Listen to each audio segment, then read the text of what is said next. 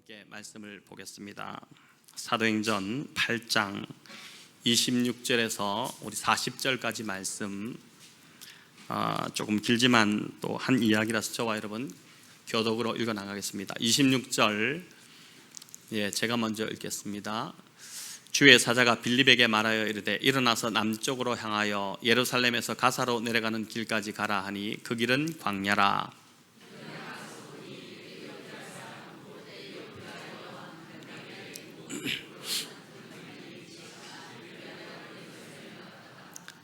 돌아가는데 수레를 타고 선지자 이사야의 글을 읽더라.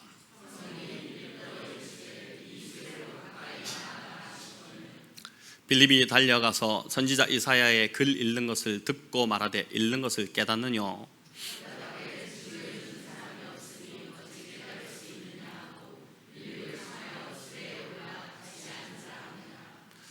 읽는 성경 구절은 이것이니 일렀을 때 그가 도살자에게로 가는 양과 같이 끌려갔고 털 깎는 자 앞에 있는 어린 양이 조용한가 같이 그의 입을 열지 아니하였도다.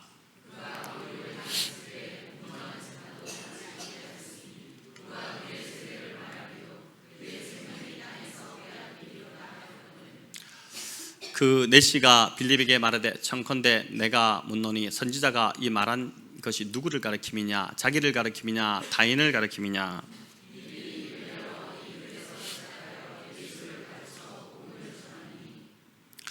길 가다가 물이 있는 곳에 이르러 그 내시가 말하되 보라 물이 있으니 내가 세례를 받음에 무슨 거리낌이 있느냐? 없고. 38절 읽겠습니다.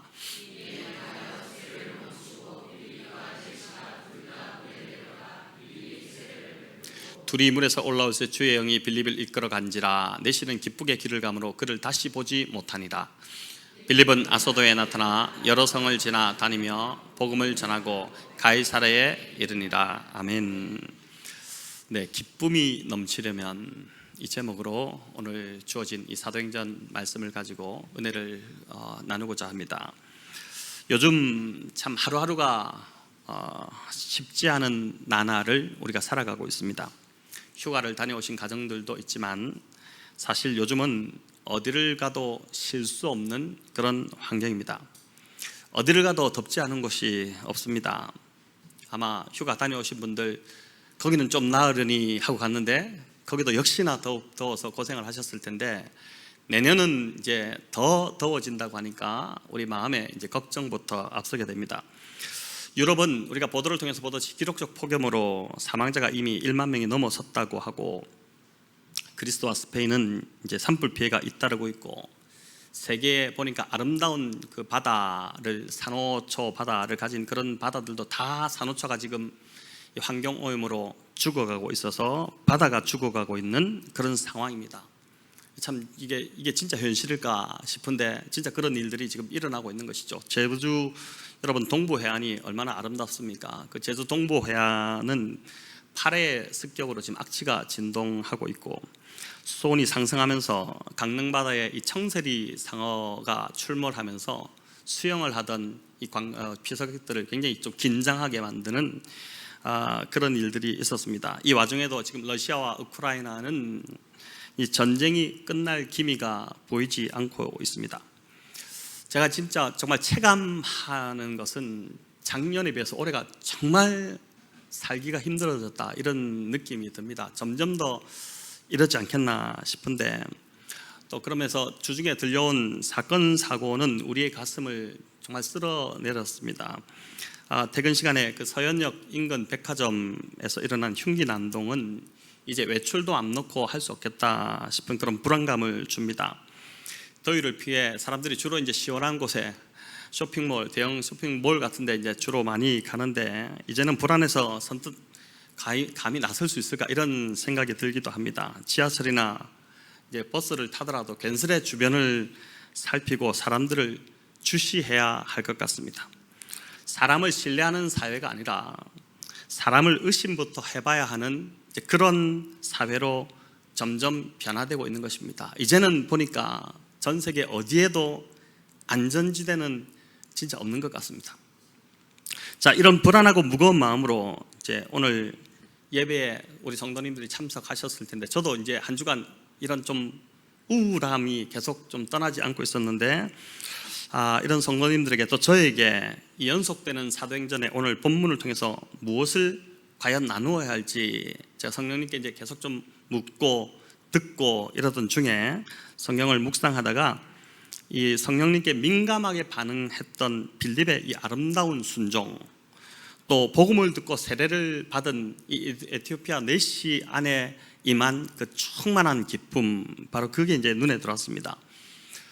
제가 묵상하고 준비한 이 말씀이 오늘 우리 성도님들의 이 어두운 마음에 밝은 좀 빛이 되어서 잃어버린 기쁨을 회복하는 시간이 되기를 바랍니다.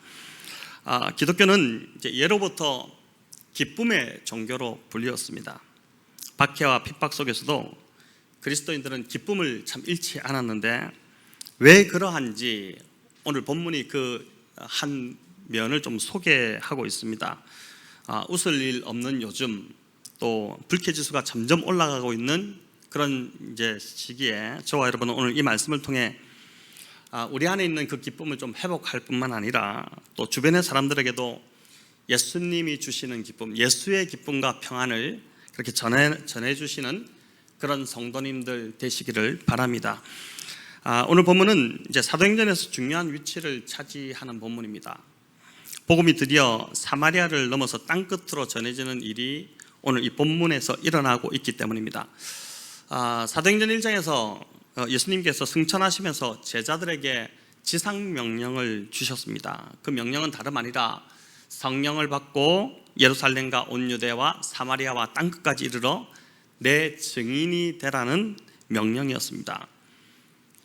우리가 지난주에 살펴보았듯이 복음은 스데반의 순교라는 정말 예기치 않았던 한 사건을 통해서 예루살렘에 머물고 있던 그 복음이 예루살렘을 넘어서 이제 퍼져나가기 시작했고, 그 와중에 이제 빌립은 모든 사람이 다 외면하고 있던 사마리아로 복음을 들고 가장 먼저 들어갔습니다.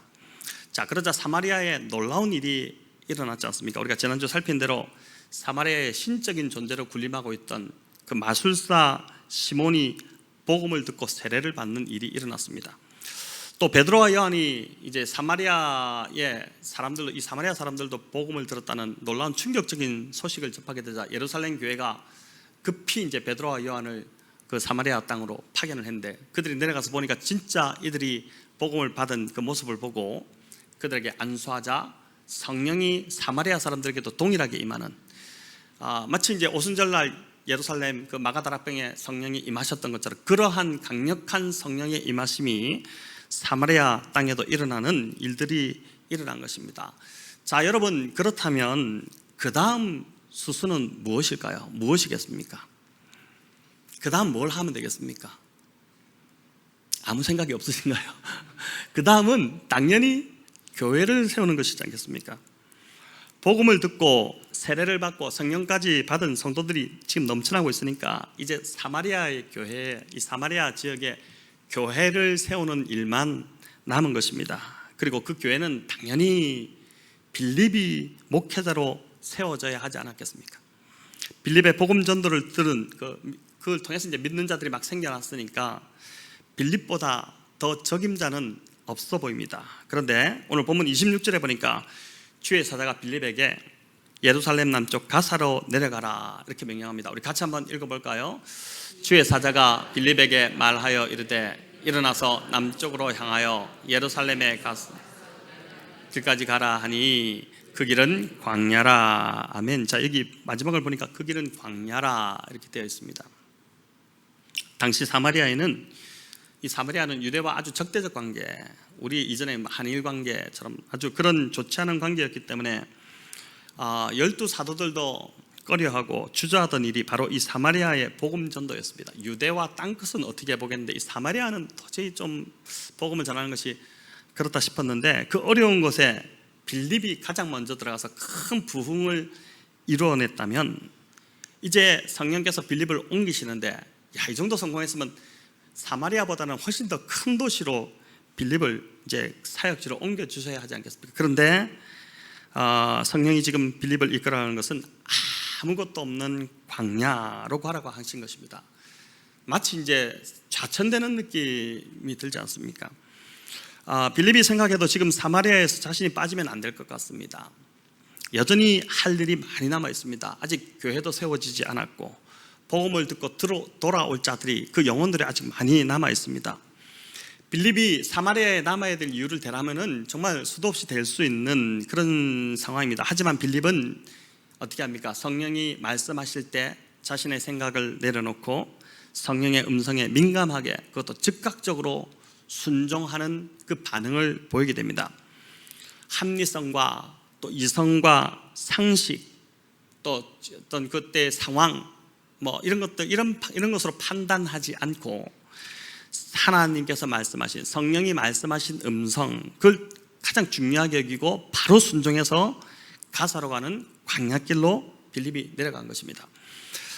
오늘날 이 그리스도인들의 삶이 참 무기력하고 이제 생기가 없는, 생명력 없어 보이는 그 이유가 어쩌면 성령의 음성보다 내 생각, 내 상식, 내 경험, 또 그때의 상황 판단, 이런 것들을 더 의지하고 있기 때문이 아닐까, 우리가 이 빌립을 통해서 다시 한번 좀 생각해 보게 되는 것입니다. 베드로는 밤새 고기를 한 마리도 잡지 못했죠.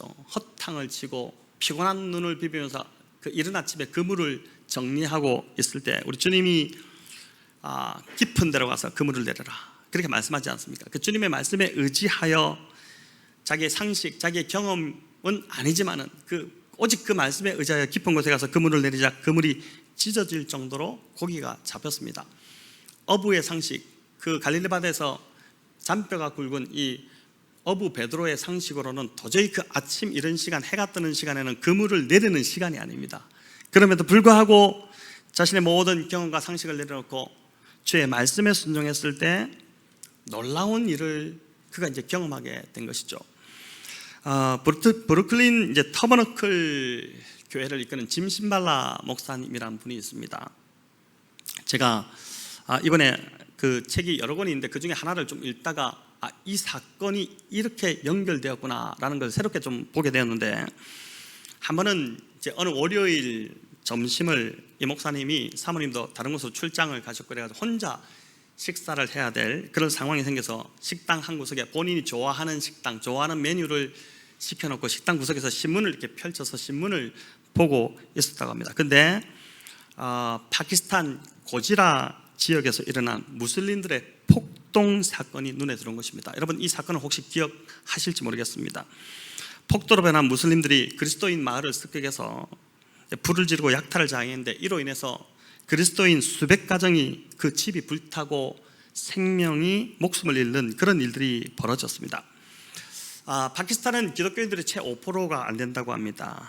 근데 그 소수의 그리스도인들이 이제 그 무슬림들이 가장 소중하게 여기는 그 코란을 불태웠다는 헛소문을 퍼뜨린 것입니다. 근데 나중에 이제 조사해봤으니까 다 꾸며낸 이야기로 밝혀졌지만은, 이걸 기회로 삼아서 종교 지도자들이 무슬림을 규합하고 소수파 이 그리스도인들을 공격할 빌미를 잡은 것입니다. 그렇게 해서 이제 그날 참 엄청난 폭동이 일어나고 이게 세계에 다 보도되기도 하고 했었는데, 그날 그 기사를 읽는데 이 성령님께서 신발라 목사님의 마음을 이렇게 무겁게 하시기 시작한 것입니다. 마음이 무거워지고 자꾸 짓눌리는데, 하지만 자신은 지금 브루클린의 한 식당에서 점심을 먹고 있고, 또 파키스탄에는 전혀 어떤 연구가 없는, 아는 사람이 없는 그런 상황인데 아무것도 할 수 없는데 왜 이렇게 나에게 부담을 주시나, 그러면서 이제 기도가 나오기 시작하는데, 점심을 먹으면서도 계속 나중에는 더 눈물이 나오고 기도가 계속 끊이지 않게 되었답니다. 성령이 주신 부담에 이 목사님이 이제 반응을 하기 시작한 것이죠. 이 교회가 이제 우리는 금요 기도회에 모이지만 이 교회는 이제 화요 기도회로, 화요 기도회가 이제 브루클린 터버너클 처치가 이제 화요 기도회로 굉장히 유명한 교회인데, 그 뉴욕 맨하탄 이 가장 복잡한 도시에서 이제 1,500명씩 매주 화요일 날 모여서 기도하는 대단한 교회입니다. 근데 그 기도회에서 이 목사님이 이제 고민을 하다가 계속 성령님이 부담을 주시니까 그 기사를 이제 그 자리에 읽은 겁니다. 이제 이게 전혀 계획에 없던 그 일이 이제 진행이 된 것이죠. 그러고는 그날 기도회 계획이 짜여졌던 그 모든 것들을 다 틀어버리고 성령이 주신 이 부담을 따라서 오직 이것을 위해서 좀 기도하자, 이렇게 기도하다가 헌금을 하자는 그 부담을 다시 주셔가지고 우리 이 일에 이곳 지금 피해를 입은 이 지역을 좀 회복시키기 위해서 우리 헌금을 합시다. 이렇게 이제 헌금을 했답니다. 자, 그러면서도 이 목사님 안에는 계속 어떤 마음이 있냐면은, 아니 파키스탄에 어떻게 전달될지 모르는데 이 헌금을 한다고 과연 전달을 할 수 있을까? 또 전달된다 하더라도 이 헌금이 제대로 쓰일 수 있을까? 이런 이제 걱정들이 앞선 것입니다. 자, 여러분, 이 생각들이 계속 이분이 이제 이성과 싸우고 있는 것이죠. 성령이 주시는 부담과 본인이 갖고 있는 이성적 판단과 또 경험과 싸우고 있는 것이지 않습니까? 자, 그럴 때 기도를 마치고 나서 이제 어떻게 해야 할까? 이렇게 하면서 이제 성도들 앉힌 상황에서 갑자기 부목사님 한 분이 저 뒤에서 이제 막 뛰어나오기 시작한 것입니다. 소리를 지르며 뛰어나오기 시작해서 드릴 말씀이 있다고 하는데, 무슨 말이냐 들어보니까 파키스탄 여성 한 분이 지금 이 자리에 참석해 있다는 거죠. 오늘 이 밤 이 기도에 참석해 있다는 것입니다. 저는 이 글을 읽으면서 정말 전율을 했습니다. 아니 어떻게 이런 일이, 그렇게 정말 이 일이 일어났구나 이렇게 생각했는데, 말도 안 되는 일이 일어난 것이죠. 뉴욕 옆에 그 브루클린이라는 그 정말 그 동네에, 그것도 평일 밤에 파키스탄 여성이 교회에 있다는 것. 이때는 9.11 사태가 끝나고 얼마 안 된 시점이었습니다. 그러니까 파키스탄은 그때 이제 그 9.11의 테러 주범국으로 꼽혀가지고 출입이 거의 안 되고 이런 상황에 기적적으로 이 여인이 여기 있었다는 것인데, 여인이 앞으로 인도되어 왔죠. 그래서 목사님 마이크를 끄고 그 여인과 대화를 시작했습니다. 당신 누구고 왜 여기 있냐 이렇게 물으니까, 내 남편은 목사고 내 시아버지도 목사님입니다.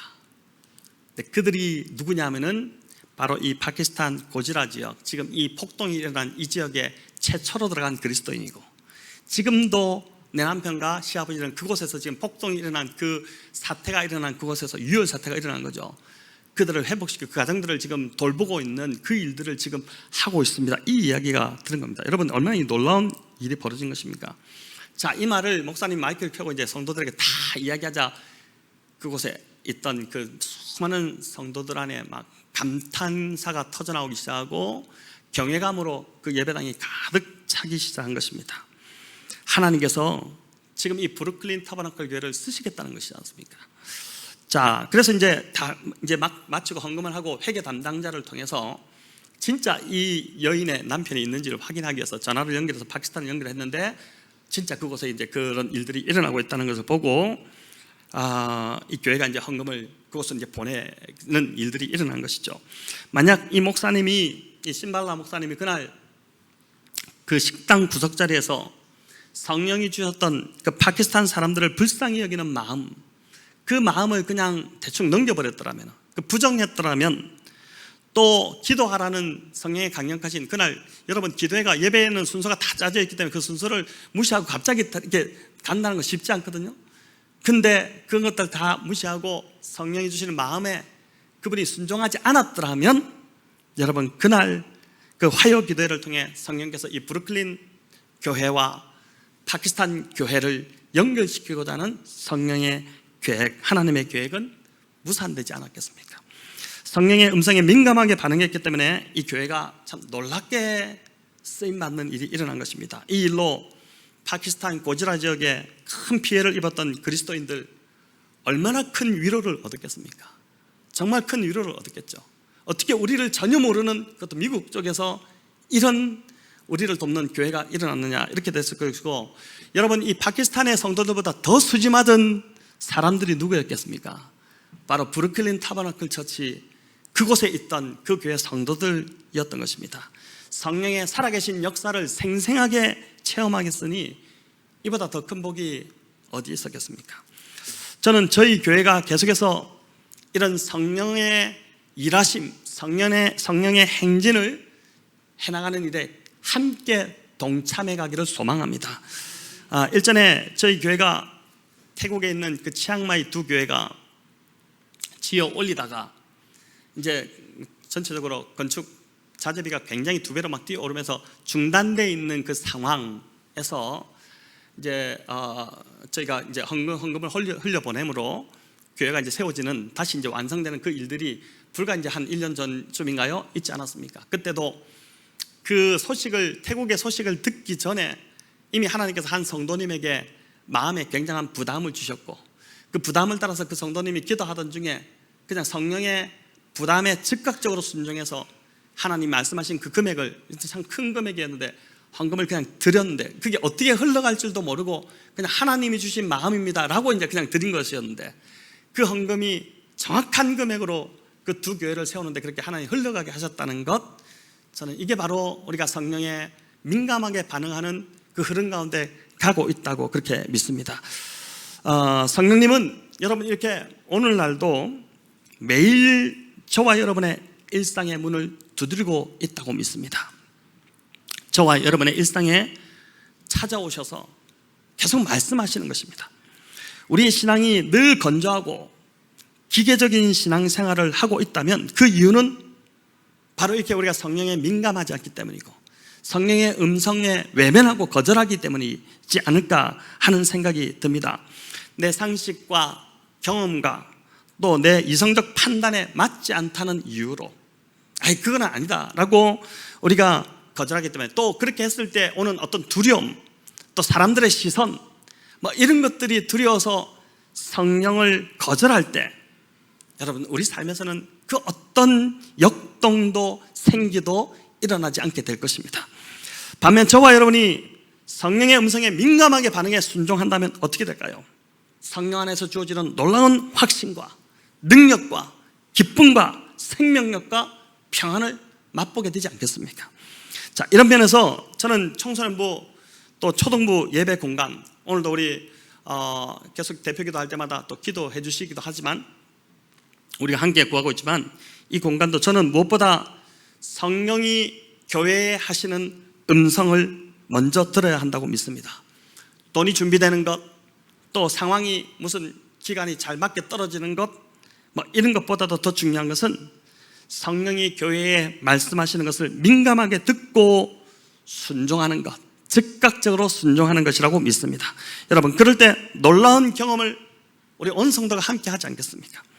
바자의 물품이 오늘부터 4층 어린이 예배실로 이제 쌓이게 되는데, 유치부뿐만 아니라 청소년부 예배까지 4층에서 드리다 보니까 확실히 공간이 부족합니다. 제가 어제도 이제 저녁에 내려가 보니까 우리 권사님들께서 이제 그 밑에 또 박스를 잘 깨끗하게 정리를 하셔서 여러분들 가셔서 물품을 잘 모을 수 있도록 반듯하게 잘 정리를 해 주셨지만은, 제가 어제 내려가 보니까 이게 공간이 확실히 이제는 좁다 이런 생각이 드는데, 저는 이 공간 문제를 통해서도 교회는 놀라운 우리만의 신앙의 스토리가 만들어져야 된다고 믿습니다. 필요한 공간을 그저 얻는 것보다 더 중요한 것은 이 일을 통해서 하나님께서 영광을 받으시는 것이고, 이 이야기가 교회에 참 정말 놀라운 아름다운 역사가 되어서 계속해서 다음 세대에게 전해지는 것이 중요하다고 믿습니다. 여러분, 그러할 때 우리는 다음 세대에게 또 우리 자녀들에게 들려줄 신앙의 이야기가 있지 않겠습니까? 자, 빌립의 이야기를 좀 더 이어가 봅시다. 우리 27절, 28절 우리 같이 한번 읽어보겠습니다. 일어나 가서 보니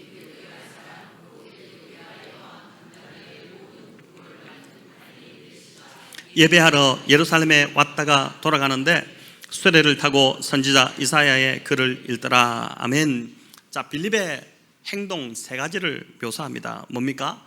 일어났다, 갔다, 보다, 이렇게 이제 이걸 보는데, 이 뭐를 말하냐? 빌립은 성령의 음성에 순종하되 어떻게 했다고요? 즉각적으로 순종했다는 것입니다. 조금도 미적거리지 않았습니다. 이처럼 여러분, 순종이라는 것은 우리가 순종이 뭘까? 순종을 정의해보면 순종은 즉각적으로 기쁘게 하는 것, 그게 하나님 기뻐하시는 순종입니다.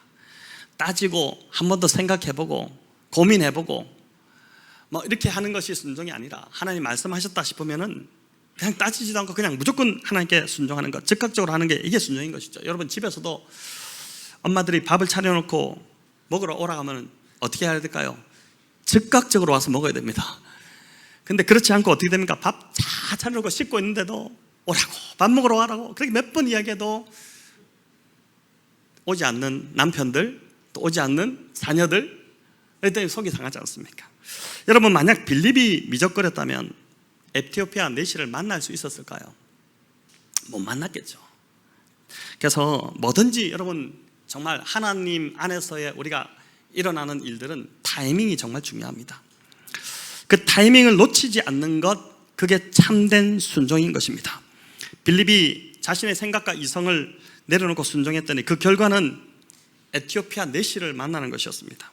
이 사람이 마리네시지 에티오피아의 국고를 맡은 재무장관쯤 되는 아주 대단한 고관이었습니다. 자, 이사야의 말씀에 이런 말씀이 있습니다. 우리 같이 한번 읽어볼까요? 네, 이는 하늘이 땅보다 높음 같이 내 길은 너희의 길보다 높으며 너희의 생각보다 높음이니라. 자, 내 생각은 너희의 생각보다 높음이라. 이 말씀처럼 여러분, 하나님은 이 에티오피아 내시 한 영혼을 위해서 신실한 빌립이 정말 이걸 생각이나 했겠습니까? 왜 나를 거기를 가라 하시지? 여기 진짜 할 일이 많고 더 여기서 있으면 더 효과질 건데, 하나님 나라에 더 좋을 텐데 왜 나를 갑자기 광야로 가라 하시지? 그러나 하나님의 계획은 더 큰 계획이 있었는데, 바로 이 내시 한 사람을 만나게 하기 위해서 급하게 가사 광야길로 몰아가신 것입니다. 다들 신앙생활 하시면서 경험하셨겠지만 하나님은 정말 선하시고 완전하시기 때문에 늘 선으로 우리를 이끌어 가십니다. 그래서 때로 그분의 뜻과 일하심이 갑작스럽고 또 당황스럽게 느껴질 때도 있겠지만은, 여러분, 그럴 때라도 기쁘게 순종하는 것이 참된 복이 되심을 믿으시기를 바랍니다. 자, 이제 에티오피아 내시가 어떤 자인지를 좀 더 살펴보고자 하는데, 내시는 말 그대로 신체적으로 거세를 당한 자입니다. 그리고 당연히 흑인이었겠죠. 아프리카 사람이었으니까. 그는 여왕 간다게의 모든 국고를 맡은 자라고 합니다. 모든 국고입니다. 일부를 맡은 것이 아니라 모든 국고를 맡은 자입니다. 예로부터 여러분, 돈을 맡은 자는 가장 신임을 얻는 자들이 돈을 맡았습니다. 왕의 가장 큰 신임을 얻는 자, 그에게 돈을 다 맡겼죠. 여기 여왕 간다게라고 하는데, 이 여왕의 간다게는 여왕의 이름이 아니라 에티오피아를 다스리던 왕조의 이름이 간다게였습니다. 이 왕조는 참 재밌는 게, 왕은 태양신의 아들이다 그렇게 여겼기 때문에, 왕이 직접 너무 거룩하기 때문에 백성들 앞에 나서서 다스릴 수 없기 때문에 대신에 왕의 어머니가 대신 통치를 하게 했습니다. 그 나라의 바로 재무장관이 이 내시였다는 것입니다. 그가 어떤 연유인지는 모르나 예루살렘에 예배하러 왔다가 돌아가는 길에 지금 이사야의 말씀을 읽고 있습니다. 자, 이는 이 내시가 유대교를 믿었다는 이야기가 됩니다. 그렇지 않습니까? 어떻게 에티오피아 사람이 유대교의 하나님을 믿을 수 있었을까요? 여러분, 이 참 의문이 되지 않습니까? 자, 이러면서 여러분 떠오르는 구약의 한 사건이 있지 않습니까? 어떤 사건이죠? 바로 역대하 9장이나 열왕기상 10장에 나오는 스바의 여왕이 솔로몬의 지혜에 탐복해서 예루살렘을 방문한 사건입니다. 당시 이 스바의 여왕, 스바는 사바 왕국이라고 예멘과 에티오피아 전체 일대를 통틀어서 지배하던 그 왕국이었다고 합니다. 대단한 왕국이죠. 그 스바의 여왕이 이제 솔로몬의 매력에 푹 빠져서 솔로몬을 방문했는데, 이런 경로를 통해 유대교의 여호와 신앙이 에티오피아로 들어간 것으로 그렇게 보는 것이고, 이 내시가 바로 유대교를 받아들였을 것으로 그렇게 이제 추측을 합니다. 자, 이 사람은 수레를 타고 있습니다. 당시 수레는 부자나 탈 수 있는 그런 교통수단이었습니다. 근데 수레를 타고 에티오피아에서 예루살렘까지 왔는데 이게 얼마나 걸렸을까요?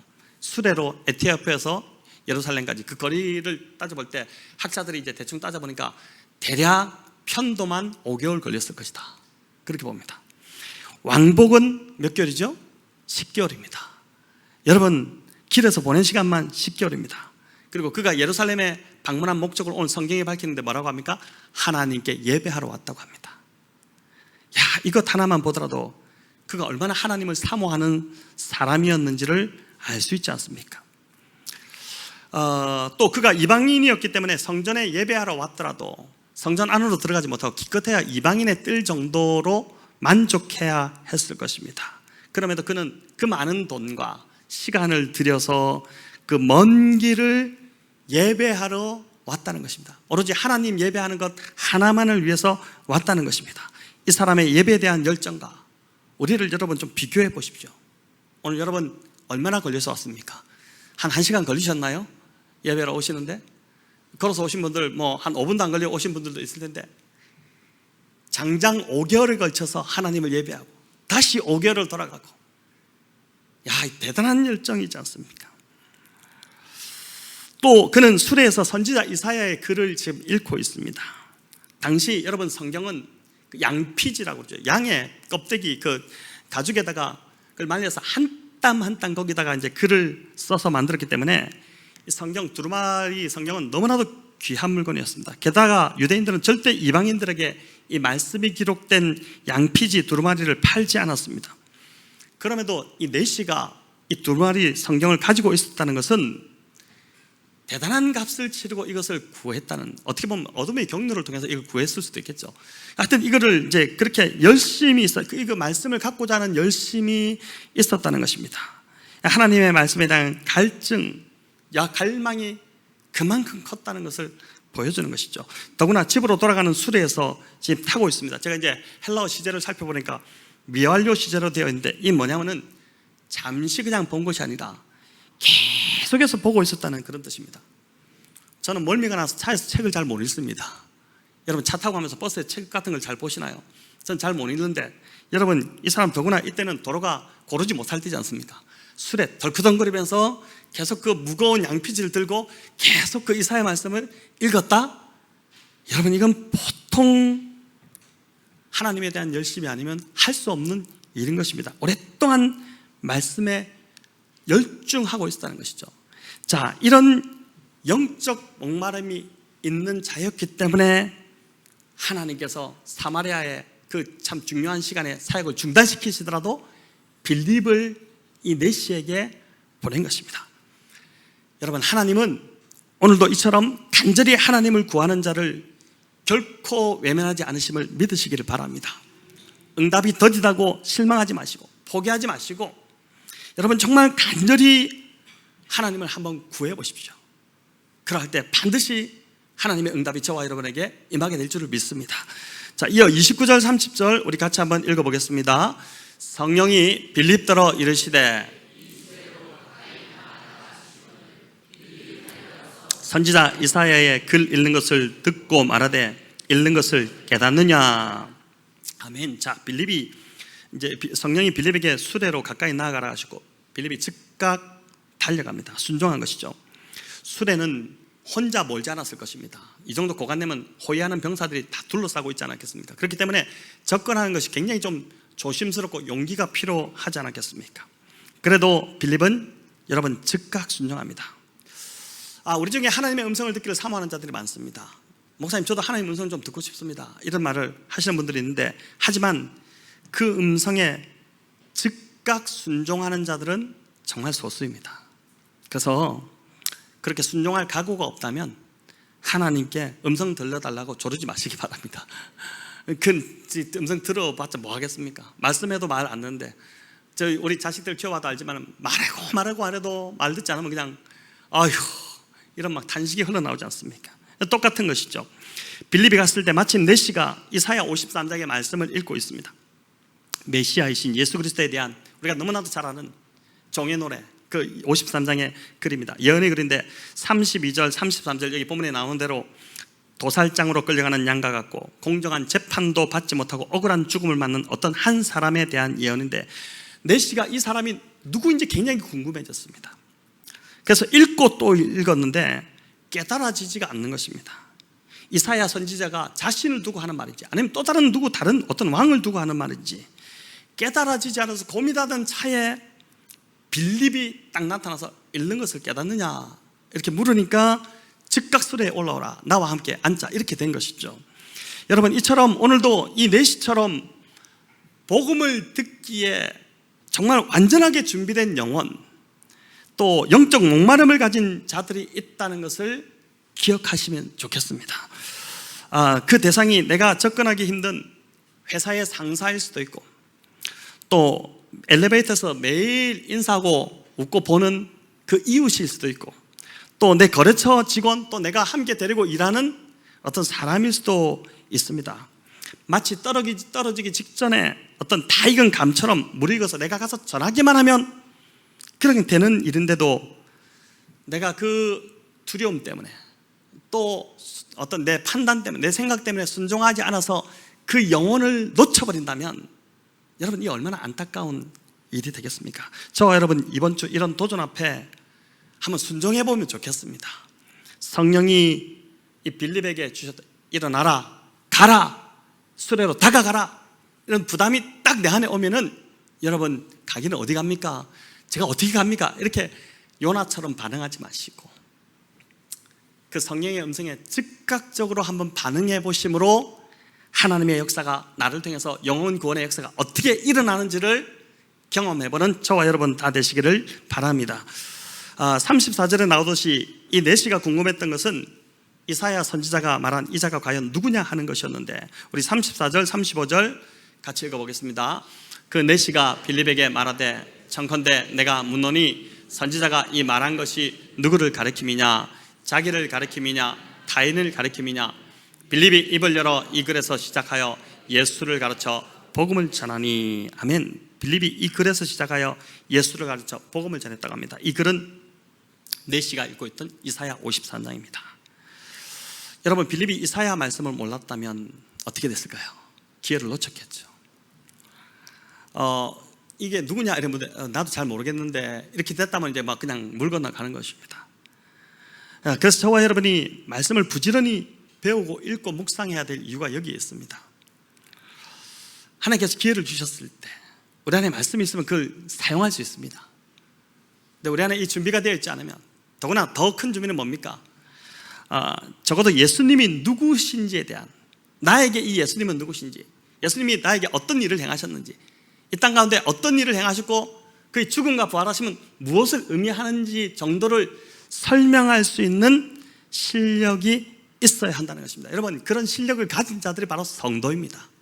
그냥 교회만 왔다 갔다 하는 것이 아니라 누군가가 나에게 물었을 때 그것을 내시가 빌립에게 물었을 때 대답해 줬던 것처럼 그렇게 대답해 줄 수 있는 실력을 우리가 갖춰야 한다는 것이죠. 전도 합시다 이렇게 하면 우리에게 한번 오세요 라고 한다든지 막 그것도 요즘은 대단하다는 생각이 드는데 아니면 교회에 사람을 데리고 오더라도 우리 목사님이 대단히 성경이 잘 아는데 연결시켜 주겠습니다 하고 연결시켜줘 자기는 쏙 빠져버리는 여러분 이렇게 된다면 안 된다는 것이죠. 여러분 빌립은 사도가 아니었습니다.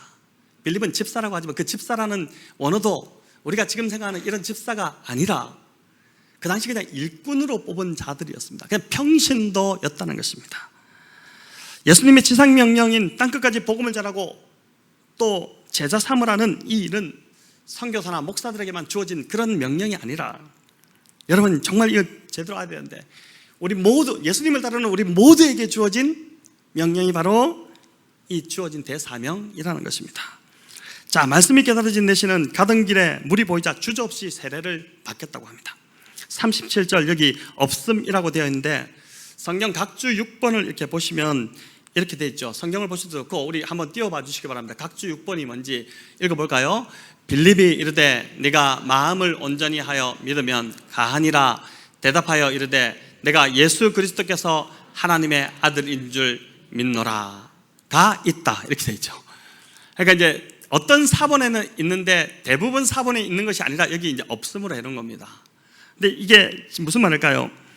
빌립이 예수 그리스도가 하나님의 아들인 구주인 것을 고백했다는 것이지 않습니까? 요즘도 세례를 줄 때 그냥 주지 않죠. 묻습니다. 문답을 하고 예수 그리스도가 누구시냐 물을 때 하나님의 아들 그리스도 예수 나의 구주입니다. 이 고백을 하게 하고 세례를 줄 때도 주 예수를 구주로 믿는 누구누구에게 성부와 성자와 성령의 이름으로 세례를 베푼다. 이렇게 하고 세례를 주지 않습니까? 자, 지금 내시가 이제 확신이 온 겁니다. 그래, 예수 그리스도가 하나님의 아들인 줄을 내가 믿노라 이렇게 하니까 세례를 베풀지 않을 이유가 없지 않습니까?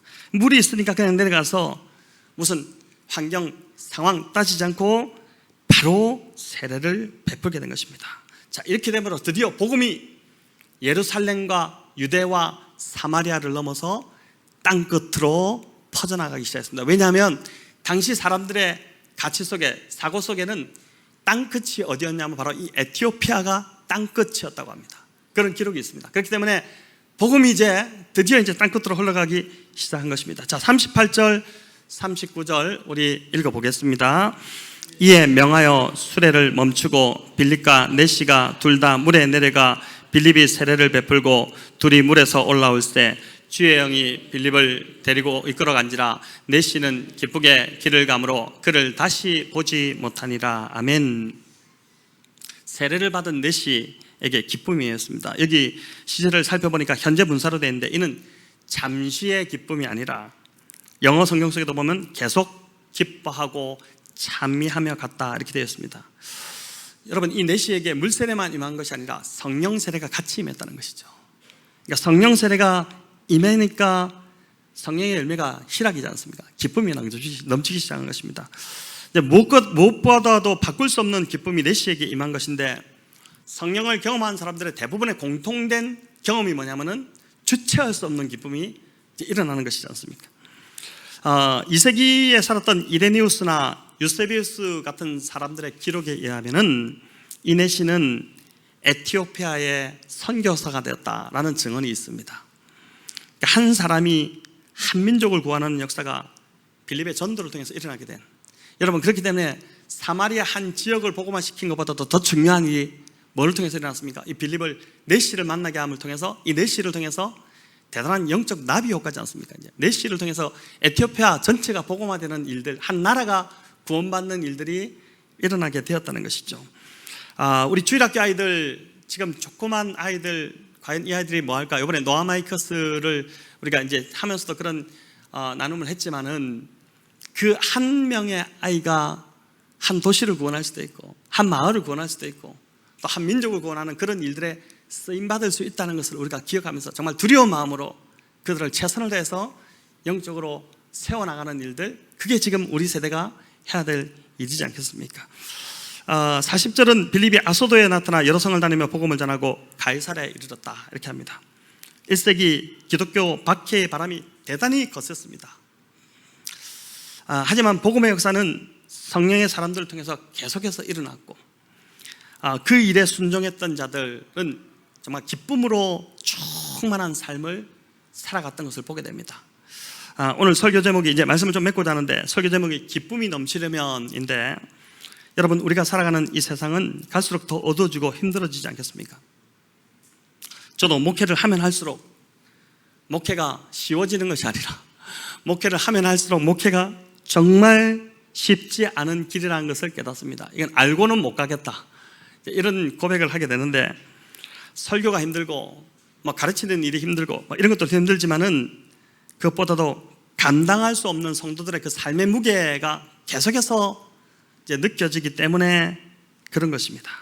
그런데 오늘 이 말씀으로, 제가 이번 한 주도 시작할 때 그런 말씀 드렸지 않습니까? 저도 이제 좀 뭔가 또 목이 좋지 않아서 수요일, 목요일은 목소리가 아예 나오지 않았거든요. 그래서 금요일 날 권 강사님한테 급히 좀 부탁을 하고 설교를, 오늘 이제 이렇게 선것도 참 감사하고 은혜인데, 그런 상황에서 이제 또 일어나는 여러 가지 들려오는 소식들, 또 이 불볕 더위 이런 속에서 이제 좀 마음이 우울해지는 이런 상황 속에서 오늘 이 말씀을 좀 깊이 묵상하다가 제가 먼저 좀 힘을 얻는 그런 시간을 경험을 한 것입니다. 여러분, 내 힘으로 하는 것이 아니라 성령이 이끄시는 대로, 성령에 민감해서, 성령에 반응해서, 성령이 말씀하시는 것에 우리가 즉각적으로 순종해서 그렇게 살아가게 될 때, 목회도 그렇고 우리 성도님들의 삶도 살아나게 될 줄을 믿습니다. 웃을 일 없는 우리 삶에, 여러분, 어떻게 보면 1세기가 더 심했을 거라는 생각이 듭니다. 지금 우리가 이렇게 힘들게 살아가고 있지만은 1세기 기독교 박해의 그 시대가 훨씬 더 그리스도인들이 살아가기가 더 녹록치 않았을 거예요. 너무너무 고통스러운 시간이었겠지만은 그들은 왜 그 기쁨 가운데 계속해서 살아갈 수 있었을까? 그게 오늘 이 빌립의 이 본문을 통해서 보여주듯이 성령에 민감하게 반응하고, 그 성령의 반응에 즉각적으로 순종하고, 또 복음을 전하는데 힘쓰는 그 삶을 살아갈 때 그들 안에 정말 그 기쁨의 열매가 끊이지 않고 계속해서 넘쳤던 것처럼, 이번 한 주 저와 여러분도 바로 이런 삶을 살아가면 이런 능력을 경험하게 될 줄로 믿습니다. 여러분, 그래서 이번 한 주 계속 좀 한번 물어보시기 바랍니다. 성령님, 제가 뭘 할까요? 성령님, 제가 어떻게 할까요? 여러분 마음대로 계속 살아가지 마시고, 내 안에 계신 성령님 정말 외면하지 마시고, 그 성령님께 계속해서 묻고, 성령이 말씀하시는 것들을 즉각적으로 좀 반응하고, 아까 제가 올라오면서도 계속 저는 이제 이 성령께 묻고 이런 들으려고 했는데, 그렇게 하시면서 여러분, 그렇게 할 때 그대로 순종해 볼 때 내 안에 일어나는 기적, 내 안에 일어나는 안 될 것 같았는데 되게 하는 어떤 놀라운 변화, 이런 것들이 좀 경험되면 좋겠습니다. 성령을 따르기 시작할 때 우리 안에 어둠이 물러가게 될 것이고, 병든 자가 치유되게 될 것이고, 우울과 불안이 떠나게 될 줄을 믿습니다. 사도행전에 나타난 이 복음의 역사가 이번 한 주 저와 여러분의 삶에서 다시 한 번 더 충만하게 일어나기를 우리 주님의 이름으로 축원합니다.